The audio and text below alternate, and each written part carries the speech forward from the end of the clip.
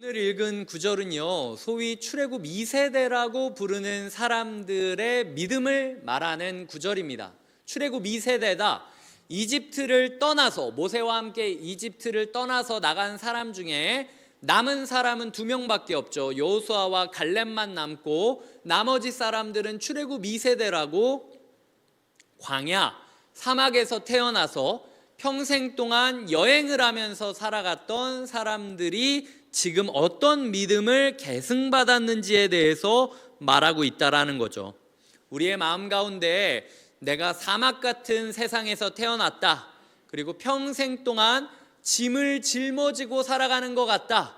그런데 그 짐이 내 짐도 아니고 내 선대가 물려준 짐을 짊어지고 살아가는 것 같다라는 마음을 가지며 내 인생은 왜 맨날 사막 가운데서 내가 잘못하지도 않은 무게감을 느끼며 걸어가야 되는가 라는 분이 있다면 출애굽 2세대랑 비슷한 삶을 살아가고 있다라는 거죠.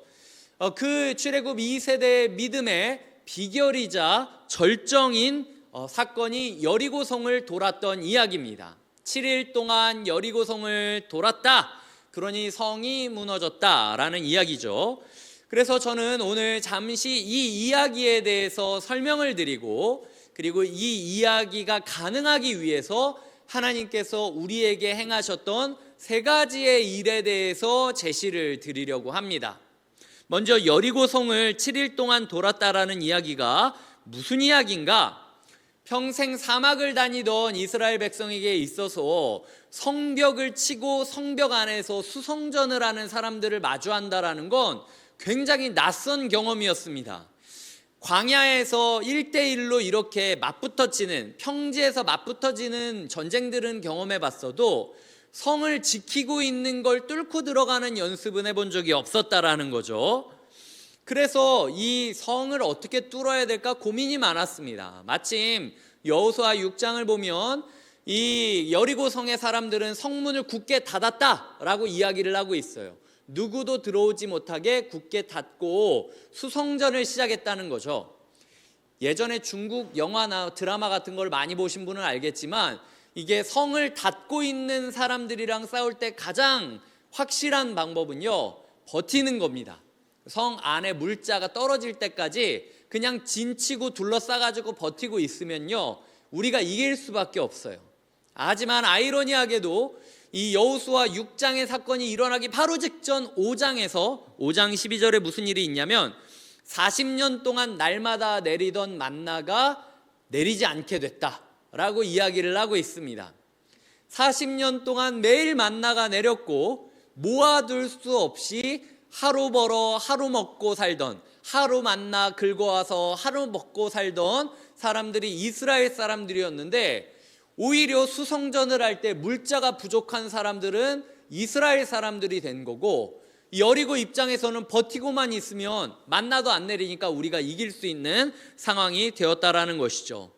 이 어떻게 해야 될지 몰라서 우물쭈물하고 있는 백성들에게 하나님께서 7일 동안 여리고성을 빙글빙글 돌아라 라고 명령을 하십니다.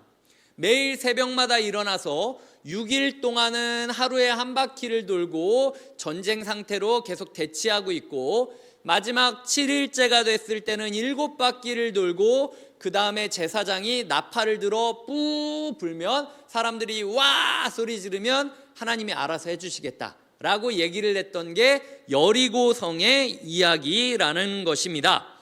이제 다음 교훈으로 넘어가기 전에 저희가 잠깐 퀴즈 2가지만 생각해 보겠습니다. 첫째, 그렇다면요, 총 몇 바퀴 돌았을까요? 자, 하루에 한 번씩 돌았죠. 그리고 마지막 7일째는 7바퀴를 돌았습니다. 그러면 6 플러스 7은 13번 도는 거예요. 우리가 여리고성을 생각할 때 흔히 하루에 한 번씩 7번 돌았다라고 생각하곤 하는데 실제로는 13번 돈 겁니다. 두 번째, 지금 7일 동안 매일 돌라고 하나님이 명령하셨는데, 그렇다면 그 중에 안식일이 있었을까요? 없었을까요? 있었죠.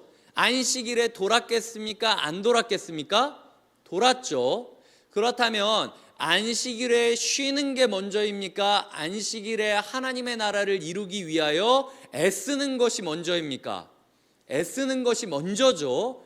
하지만 유대인들은 이 사실을 망각하고 있었기 때문에 나중에 예수님이 안식일에 사람들을 회복시켜 주시고 안식일을 안식일답게 만들려는 노력을 하실 때 불경하다라고 낙인을 찍는 모습을 기억할 수 있다라는 거죠. 이 두 가지를 기억하며 그렇다면 이 믿음이 역사하기 위하여 하나님이 조치하신 세 가지가 무엇이었는가, 하나님이 이루신 세 가지 사실이 무엇이었는지를 돌아보며 우리의 삶에 이 세 가지가 있는지를 점검해 보도록 하겠습니다. 자, 첫 번째 사실은요, 하나님은 예배자가 앞장서야 된다고 말씀하고 있다라는 거예요. 여호수아 6장 3절부터 5절까지를 같이 읽어 주셨으면 좋겠습니다. 시작. 너희 모든 군사는 그 성을 둘러 성 주위를 매일 한 번씩 돌되 엿새 동안을 그리하라. 제사장 7은 7 양각 나팔을 잡고 언약궤 앞에서 나아갈 것이요 7째 날에는 그 성을 7번 돌며 그 제사장들은 나팔을 불 것이며 제사장들이 양각 나팔을 길게 불어 그 나팔 소리가 너희에게 들릴 때에는 백성은 다 큰 소리로 외쳐 부를 것이라. 그리하면 그 성벽이 무너져 내리리니 백성은 각기 앞으로 올라갈지니라 하시매. 아멘.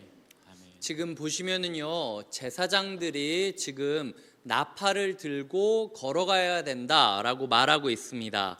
남들은 무기를 들고 들어가는 전쟁터에 나팔을 들고 언약궤를 짊어지고 나아가는 사람들이 있다라는 것이죠.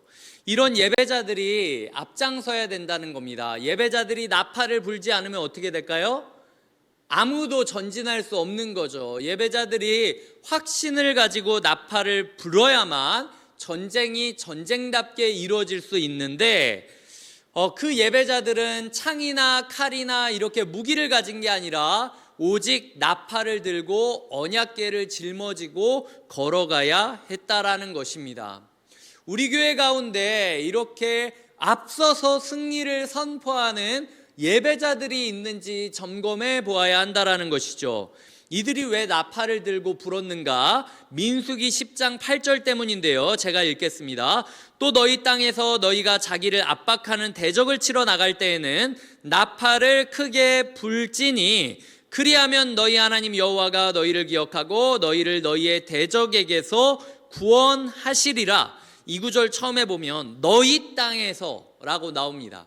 지금 이스라엘이 봤을 때는 여리고성을 우리가 침략하러 온 것처럼 느껴지지만 이 나팔을 불어야 된다는 규정은 내 땅을 침범하는 백성들을 싸울 때의 방어전을 어떻게 할지를 명령하고 있는 거예요. 하나님이 지금 백성들에게 말하고 있는 겁니다. 이건 너희가 공격을 하는 게 아니라 방어를 하고 있는 거나 마찬가지다. 이미 이 땅은 너희의 땅이다. 이 땅이 너희의 땅이라는 걸 나팔을 불어서 선포하고 선언하라 라고 믿음을 요청하고 있다라는 겁니다.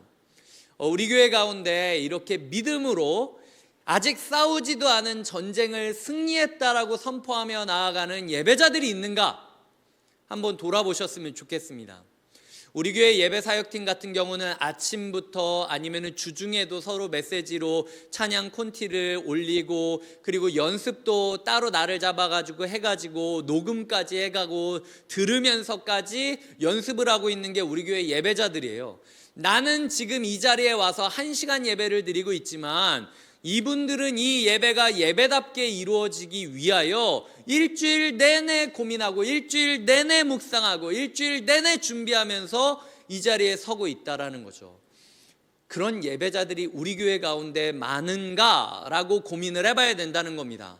말씀드렸던 대로 2024년도 곁에 있는 교회의 가장 중요한 화두는 예배입니다.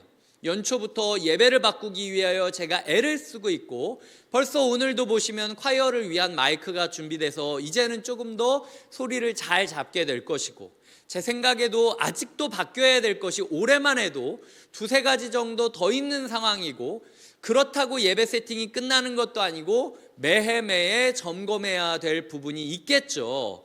하지만 이렇게까지 우리가 예배에 애를 쓰고 있는데 과연 예배를 앞장서면서 노래하고 있는, 찬양하며 선포하고 있는 그런 예배 사역자들이 얼마나 많이 일어나고 있는지 물어보고 싶습니다.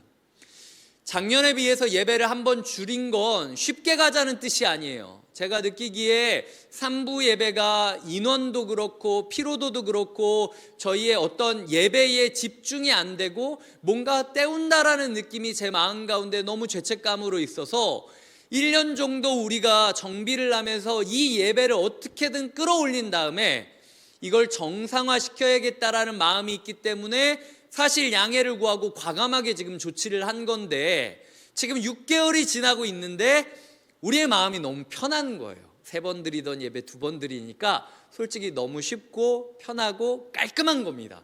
아유, 목사님, 우리 교회는 이제 예배 드리면 오후가 있어요. 근데 이게 오후 때 뭔가 건강한 모임을 한다던가 아니면 자기 개발에 힘쓰시면 좋겠는데, 그게 아니라 오히려 더 주일을 주일답게 보내지 못하고 늘어지는 모습들을 제가 보면서 우리 가운데 예배의 꿈이 다시 한번 회복되어야겠다라는 생각이 들었습니다. 기억하셔야 될 것이, 예배가 줄었으면 더 뜨겁고 더 집중력 있고 더 승리를 선포하고 더 서로가 으쌰으쌰하면서 격려하고 독려해야 되는 게 마땅하다는 거예요. 이런 부분에 있어서 우리가 예배자로서 예배를 예배답게 드리고 있는가? 그저 편하다라고 생각해서 끝나고 있는 것은 아닌가? 그건 예배자로서 실격이라는 거죠. 지금 예배자 제사장들이 나팔과 언약궤를 들고 걸어가야 했듯 가문의, 가정의 지도자로서, 군사로서 그 예배자를 따라가는 사람들이 있었습니다. 그 예배자를 따라가는 사람들은 자기가 예배자의 나팔 소리에 맞출 수 있느냐 없느냐에 따라서 자기 가문의 운명이 달려있던 거였어요. 내가 예배사역팀이 아니라고 생각을 해서 마음을 놓을 것이 아니라 이 자리에 서 있다라는 건 함께 예배 전쟁을 하러 오셨다라는 거예요.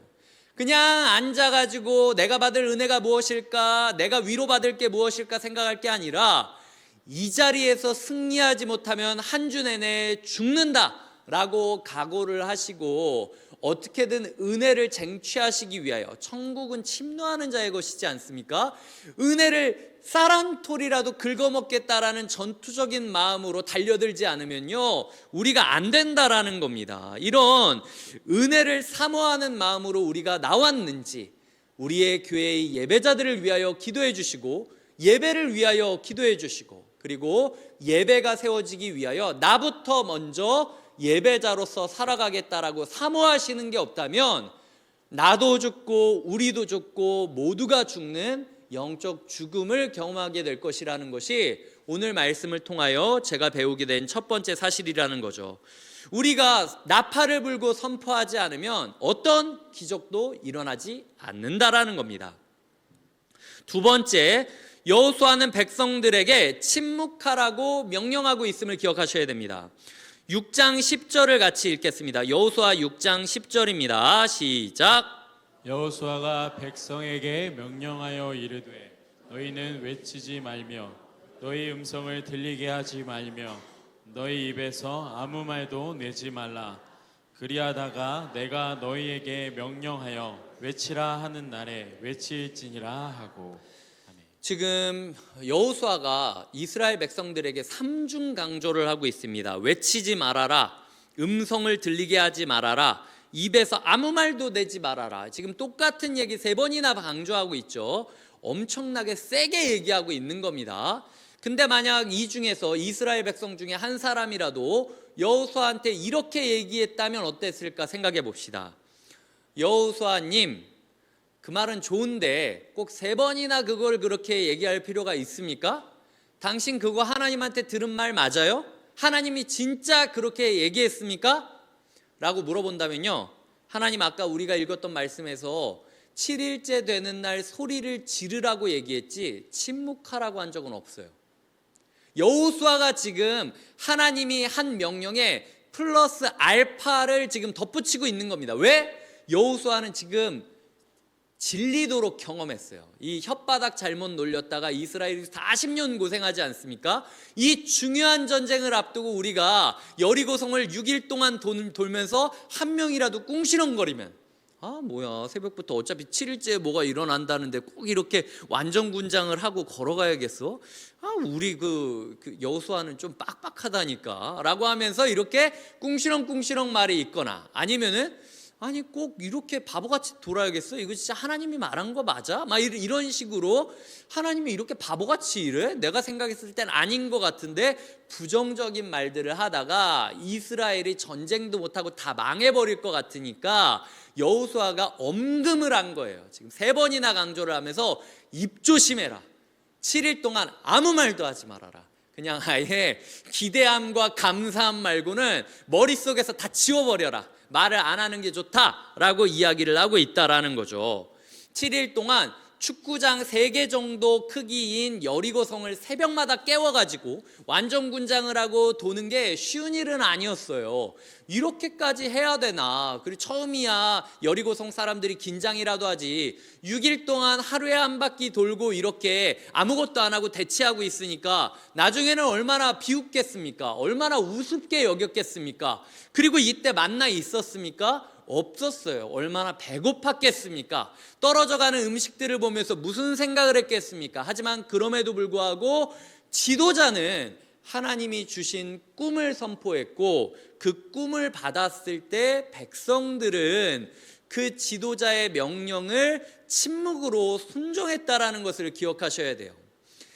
제가 하는 많은 일들이 하나님께서 또박또박, 자 이광희 목사 오늘 새벽에 받아 적어라, 자 오늘 김권사한테 전화해서 그렇게 살라고 이야기해라, 최 집사한테 전화해서 북쪽으로는 가지 말라고 얘기해라, 이렇게 하나님이 저한테 지령을 주시는 게 아닙니다. 하나님이 새벽마다 저에게 말씀을 보여주시고 그 말씀을 통하여 하나님이 가야 할 총론, 이 가야 할 총론은 알려주시지만 실제적으로 강론을 정해가는 건 교회 안에 적법하게 세워진 기구들이 있잖아요. 주일학교 같은 경우는 부장단이 있고, 그리고 부장집사님 모임들이 있고, 그 부장집사님 모임 또한 자문위원회라는 곳에 속해 있는 게 우리 교회 구조입니다. 목양적으로 봤을 땐 순장반이 있고, 그 순장님들이 저와 박혜원 전도사님과 함께 목양하고 있는 구조입니다. 각 부서는 교역자와 부장이 고민하고 상의하면서 진행하고, 모든 봉사 팀원들과 임원들과 교사들과 대상자들은 그 리더십을 존중해 줘야 될 필요가 있다라는 거예요. 그 침묵이 명령이 되었다라는 겁니다. 우리 교회가 지금 7바퀴 중에 7일 동안 돈 13바퀴 중에 몇 바퀴를 돈 상태일까요? 대부분 교회 사역 주기를요 7년 주기로 생각하곤 합니다. 6년 동안 최선을 다해서 사역을 하고 1년 동안은 6년 동안 사역했던 것들을 평가하고 결실을 바라보고 은혜를 감사하면서 다음 달릴 6년을 준비하는 것이 대부분의 교회들이 흘러가고 있는, 세우고 있는 사역의 주기인데요. 그렇다면 그걸로 치자면 우리 교회는 이제 겨우 2바퀴 돈 것밖에 안 됩니다. 그러니까 아직도 지금 5일을 더 돌아야 된다는 거예요. 마지막 7일째는 7바퀴를 평소 1년 동안 하던 거에 7배를 더 헌신하면서 돌아야 되는 상황이 올 수 있다라는 거죠. 그런데 여기서 중요한 게 뭐다? 말 조심해야 된다는 거예요. 마음을 지키십시오. 이거는 여호수아가 그렇게 명령했던 그 마음으로 제가 부탁드리고 제가 이거는 지시드리고 싶을 마음입니다. 우리의 입을 지키고 우리의 마음을 지켜야 됩니다. 지금 전쟁터에 있다는 거예요. 전쟁터 안에서 내 생각은 이러네, 내 생각은 이러네, 이거 따지고 있을 때가 아닙니다. 일단 싸우고 일단 이긴 다음에 평가하자고요. 적어도 정당하게 제가 막 엇나가거나 아예 그냥 막 이단적인 얘기를 하지 않는 한 이렇게 이야기 드리는 것들을 함께 믿어주시고 함께 동참해 주시고 함께 춤을 춰주시고 함께 울어주시는 것이 우리 교회 가운데 필요하다라는 것. 목사님 제가 한두 번 따라갔는데 별거 없더이다, 한두 번으로 안 된다라는 겁니다. 7일 내내 돌아야 된다는 거죠. 마지막 7째 날에 도는 게 멈추지 않는 한, 나팔 불 때가 오는 날이 오지 않는 한 기적은 일어나지 않는다라는 거예요. 한 바퀴 돌았는데 뭔가 열매를 보려고 하지 마십시오.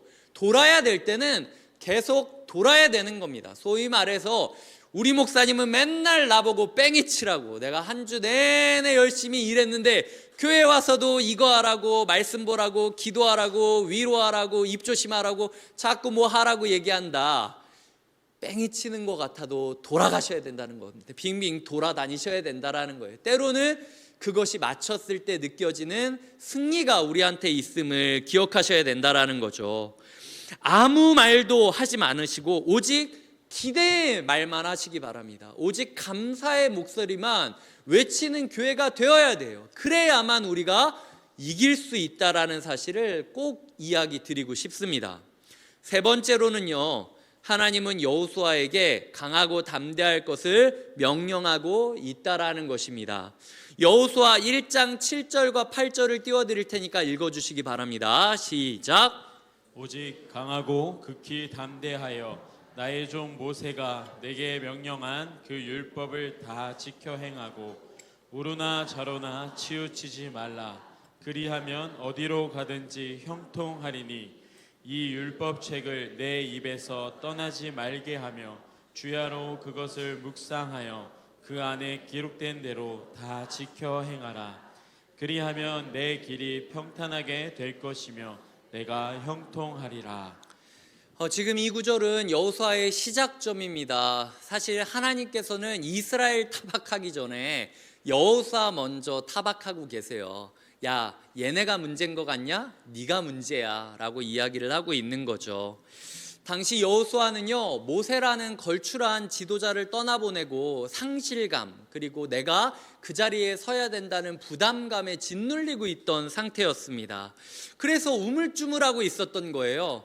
심란해하면서 우물쭈물하고 있었던 여호수아에게 하나님이 나타나서 뭐라고 강조하시냐면 강하라, 담대하라 라고 이야기를 하는 거예요. 여호수아가 강한 거랑은, 여호수아가 얼마나 강한 사람인지 아십니까? 모세가 싸우자고 할 때 누구보다도 앞에서 싸웠던 전사가 여호수아예요. 근데 하나님이 여호수아한테 너 어느새 야성을 잃어버렸구나. 너 그 자리에 세웠더니 지금 부담감에 짓눌려서 내가 널 왜 세웠는지 모르는데 네가 강하고 담대하기 때문에 세운 거야. 말은 내가 한다. 넌 내 말씀만 붙잡고 강하고 담대하면 되는데 너 여기서 우물쭈물하면서 뭐 하고 있는 거냐? 라고 이야기하는 것이 하나님이 여호수아에게 주셨던 처방전이었다라는 거죠. 제가 아까 백성들은 침묵해야 된다, 그리고 예배자들이 나팔을 불지 않으면 전쟁이 시작하지 않는다, 뭐 이런 이야기를 드렸지만 우리 교회 사실 너무 잘 되고 있어요. 제가 설교를 준비하면 대부분 한 6주 전부터 설교 말씀을 휴대폰에 저장한 다음에 그 말씀을 생각하다가 묵상되는 것들이 있으면 이렇게 점점 적어가거든요. 최근 6주 동안 우리가 큐티했던 것들 좀 생각해 보십시오. 이 사도행전 요번 주 내내 이제 그 베드로와 고넬료에 대해서 얘기하고 있지 않습니까? 이게 제 얘기 같은 거예요. 베드로는요, 하나님이 꿈을 주셨는데도 자기도 그 꿈을 소화를 못합니다. 하나님, 전 아닌 것 같아요. 이방인들한테 복음 전해지는 거 전 좀 그건 아닌 것 같아요 라고 했는데, 내가 깨끗하게 한 걸 네가 뭔 자격으로 이거 가타부타 말을 하느냐 라고 이야기를 하는 게 베드로였고, 그 베드로가 억지로 하나님의 말을 따라서 전했을 때 성령님이 임하고, 그 성령님의 임한 역사가 있었음에도 불구하고 자기 동료들로부터 비난을 받습니다.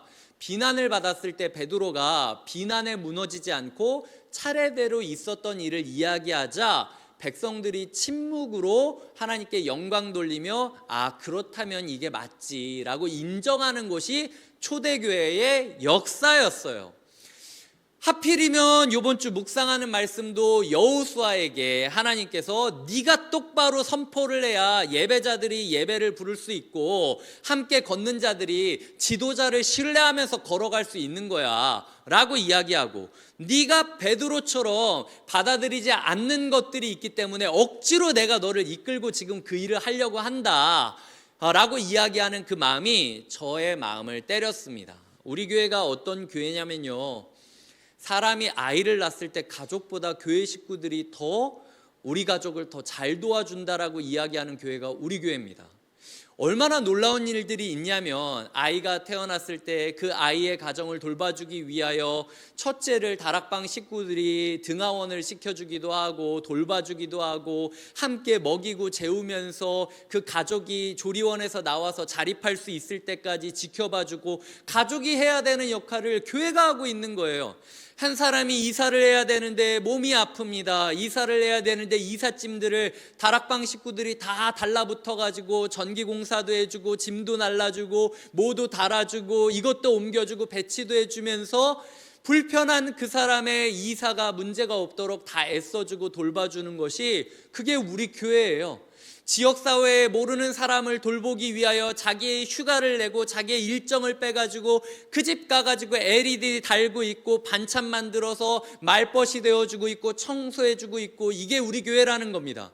우리 교회 안에 얼마나 놀라운 역사들이 많이 일어나고 있는지 제가 말로 다 할 수 없어요. 야, 교회란 게 이렇게 생명력이 있는 거였나? 라고 느껴질 정도로 우리 교회 안에 굉장히 기적 같은 일들이 있습니다.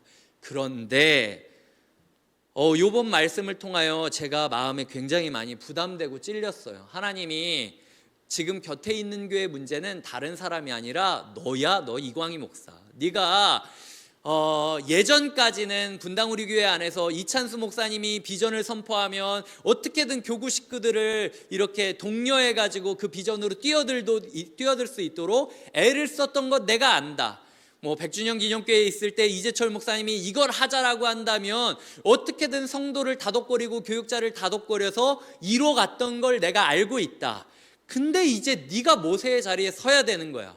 언제까지 누군가가 하자고 하는 걸 따라가는 게 아니라 이제는 네가 꿈을 선포하고 이제는 네가 책임을 짊어지고 이제는 네가 걸어가야 되는데 제 마음 가운데 어떤 게 있었냐면 제왕적인 목사가 되지 말아야겠다라는 좀 그런 강박이 있어요. 그래서 제가 뭔가를 얘기할 때 혹시라도 곁에 있는 교회가 이광희 목사라는 사람을 중심으로 이렇게 소위 추종자들을 만드는 교회가 되는 거 아닐까라는 두려움이 있어서 제가 자꾸 물러나 있는데 이게 건강한 물러남이 아니라 지나치다 싶을 정도로 물러나 있는 저 자신을 보게 된 거죠.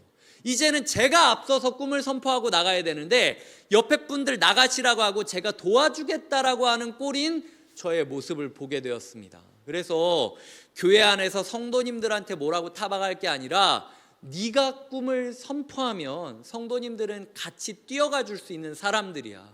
네가 침묵을 선포하면 그거 하나님이 한 얘기입니까? 안 한 얘기입니까? 이렇게 물어보는 사람 한 명도 없어. 다 같이 춤을 출 거고 다 같이 침묵할 거고 다 같이 울어줄 때 울어줄 거야. 이게 하나님이 근 6주간 제 마음 가운데 주셨던 불편함이자 부담감이었다라는 거죠. 그래서 사실 오늘 설교는 저한테 하는 설교입니다. 책임감으로 회피하지 말라고, 책임감을 놓지 말라고, 가야 할 길을 가라고. 때로는 베드로처럼, 때로는 여호수아처럼 외로울 수 있고 욕먹을 수 있고 맞는 일을 해도 비난받을 수 있더라도 제가 짊어지지 않으면 갈 수 없는 길이 있다라는 거예요. 제가 내딛지 않으면 따라올 수 없는 길이 있다라는 거죠. 이런 부분에 있어서 제가 과연 여호수아처럼 베드로처럼 앞서서 꿈을 선포하고 걸어갈 수 있는 사람이 될 수 있을지 함께 지켜봐 주시고 함께 기도해 주시고 함께 독려해 주시고 함께 따라와 줄 때 7일 동안 돌면 기적이 일어난다라는 것이 오늘 말씀이 우리에게 주는 약속이라는 것이죠. 말씀을 맺고 적용해 보도록 하겠습니다. 3가지를 이야기 드렸죠. 먼저 앞장서며 나팔 부는 예배자가 필요하다라고 이야기 드렸습니다. 무기를 내려놓으십시오. 인생에 살아가면서 내가 이렇게 하면 더 잘 산다. 세상 사람들은 전투적으로 살아야 된다라고 하는 이 시기 가운데 나의 무기를 내려놓고 일주일 내내 찬양 나팔만 불면서 찬양하는 자로 예배주를 준비하는 자로서 승리의 약속을 노래하는 자로서 일주일 내내 새벽마다 아침마다 꿈꾸며 경건 생활을 지키며 살아간다면 주일이 됐을 때 생명력 있는 예배를 드릴 수밖에 없다라는 게 오늘 약속이라는 거죠. 두 번째로 침묵하는 백성이 되셔야 됩니다. 집중력을 유지하셔야 돼요. 다른 어떤 말도 금하겠습니다. 우리의 모든 불평, 우리의 모든 판단 일단 다 돌고 나서 얘기합시다. 지금은 감사해야 될 때고 지금은 기대해야 될 때예요. 지금은 하나 될 때입니다. 모든 일이 끝나고 잘못된다면 저를 욕하십시오. 하지만 그럼에도 불구하고 지금 우리가 싸워야 될 대상이 있다면 일단 마음 모아서 같이 가주시면 좋겠다라는 게 오늘 말씀이 말하고 있는 노래라는 거죠. 세 번째로는 우리 교회 안에 강하고 담대한 지도자들이 세워지기를 위하여 기도해 주십시오. 제가 그런 사람이 되기를 기도해 주시고 각 부서의 교육자들이 이런 담대함을 가질 수 있도록 기도해 주시고 각 부서의 자문위원들, 봉사팀장님들 그리고 주일학교 같은 경우 부장단 모임 가운데 말씀 붙잡고 말씀 위에서 확신을 갖고 외치고 짊어져야 될 책임을 다 짊어질 수 있는 건강한 리더십들이 세워질 수 있도록 기도해 주셨으면 좋겠습니다.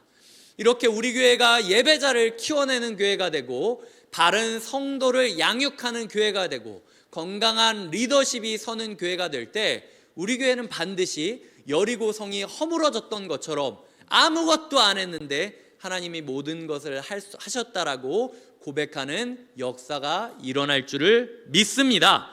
이제 함께 찬양하며 나아가겠습니다. 오늘 찬양할 때 주님 말씀하시면 우리가 함께 찬양하며 나아가도록 하겠습니다. 주님께서 말씀하시면 내가 나아갈 것이고 주님 뜻이 아니면 내가 멈춰 서겠다라고 나의 가고 서는 것 모두 주께 있다라고 고백하며 함께 찬양으로 나아가겠습니다.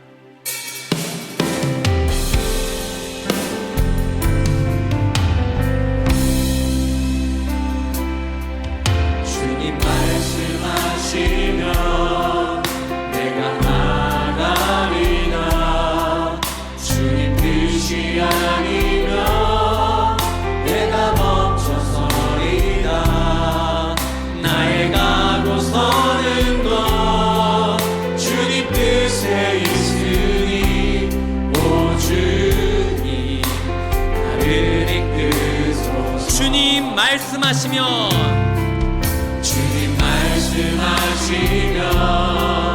내가 나아가리라. 주님 뜻이 아니면 내가 멈춰서리라. 나의 가고 서는 것 주님 뜻에 있으니 오 주님 나를 이끄소서. 뜻하신 그곳에 나의 기원합니다. 이끄시는 대로 순종하며 살리니 연약한 내 영혼 통하여 일하소서. 주님 나라와 그 뜻을 다 같이 일어나서 찬양합시다. 뜻하신 그곳에 나의 기원합니다. 이끄시는 대로 순종하며 살리니 연약한 내 영혼 통하여 일하소서. 주님 나라와 그 뜻을 위하여 오 주님 나를 이끄소서. 오 주님 나를 이끌 주님의 나라와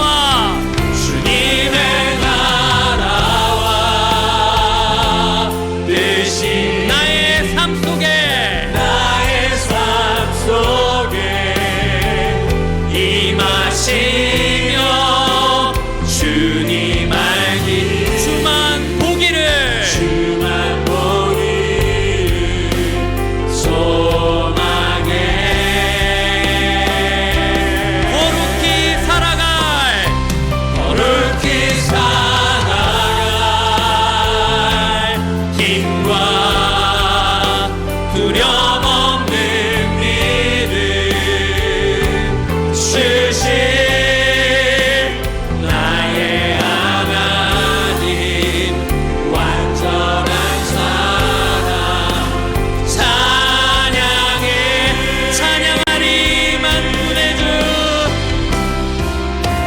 찬양하리